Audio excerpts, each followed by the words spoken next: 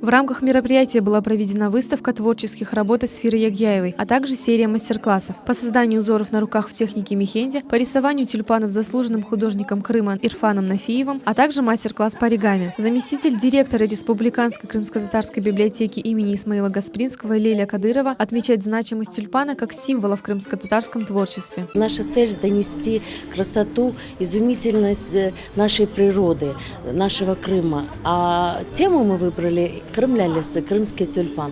Очень много написано.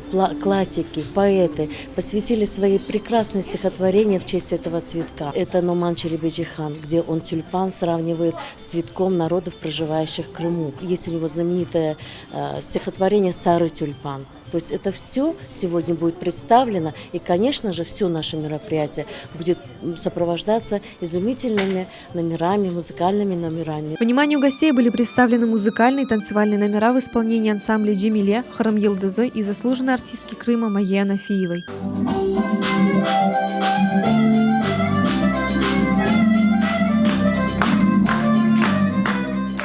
Сотрудник методического отдела Республиканской крымско-татарской библиотеки имени Исмаила Гаспринского Гульнара Шасаидова отметила, насколько важно беречь нашу экологию, а также рассказала о мероприятиях, которые планируют провести в рамках проекта «Экология». Мы с этого года запустили проект, который называется «Экология». Я в конце с большой буквы, потому что мы считаем, что экология – это уже давно не просто охрана окружающей среды, но это еще экология души человека. Мы будем проводить мероприятия, направленные на экологию души.